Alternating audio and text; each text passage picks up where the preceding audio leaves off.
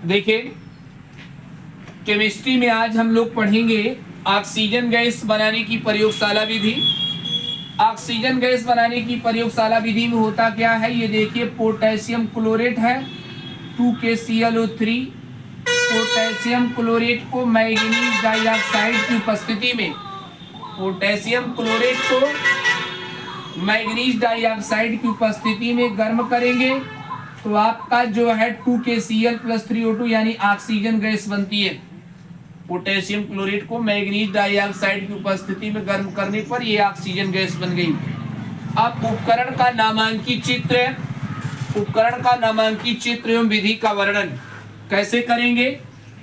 ये देखिए, कठोर कांच की परख नली है और इस कठोर कांच की परख नली में पोटेशियम क्लोरेट और मैंगनीज डाइऑक्साइड लेते हैं और पोटेशियम क्लोरेट मैंगनीज डाइऑक्साइड को लेकर बर्नर के द्वारा गर्म करते हैं। तो जब बर्नर के द्वारा गर्म करेंगे तो इसमें ऑक्सीजन गैस बनेगी और ऑक्सीजन गैस को जल के अधोमुखी विस्थापन द्वारा एक गैस जार में देखिए ये एकत्रित कर लिए।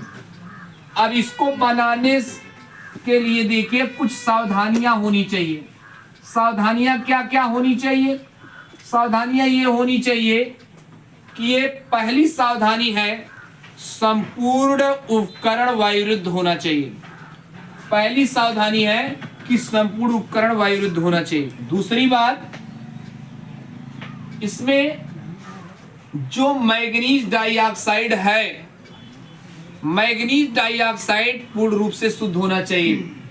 अब अगर मैंगनीज डाइऑक्साइड शुद्ध नहीं है, उसमें किसी प्रकार से अगर कार्बन की अशुद्धि मिली है तो याद रखिएगा विस्फोट होने का भय रहता है। दूसरी बात यह है कि आप पोटेशियम क्लोरेट और मैंगनीज डाइऑक्साइड जो लिए हैं, पहले मैंगनीज डाइऑक्साइड को अलग से आप पीस लीजिए और पोटेशियम क्लोरेट को अलग से पीस लीजिए और पीसने के बाद तब आप मिश्रण तैयार करिए।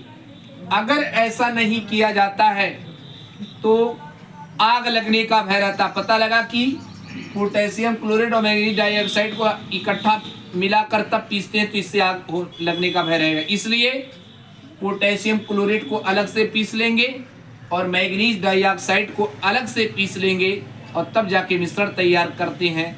ऐसा ना करने पर आग लगने का भय रहता है। ये सावधानी हो गई। अगली बात ये है, ये परख नली जो है हमारी, परख नली का अगला सिरा देखिए नीचा होना चाहिए।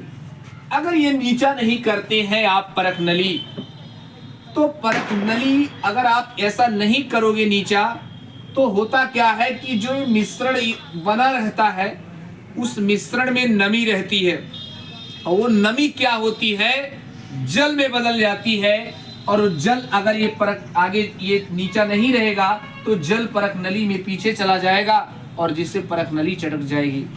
ये अगली सावधानी है। और एक आखिरी सावधानी ये है कि जब संपूर्ण प्रयोग आपका हो जाएगा, संपूर्ण प्रयोग होने के बाद ये निकास नली है, निकास नली को आप जल से बाहर कर देंगे। अब अगर आप निकास नली को जल से बाहर नहीं करेंगे तो निकास नली में वायु का दाब कम होता है और जिससे जल निकास नली के द्वारा परख नली में चला जाएगा और जल पीछे जाएगा परख नली में और जिससे परख नली क्या हो जाएगी, चटक जाएगी। याद करिएगा। इसके बाद हम क्या करते हैं, ये जो ऑक्सीजन गैस मिली है आपको, इस ऑक्सीजन गैस में याद रखिएगा अशुद्धि होती है।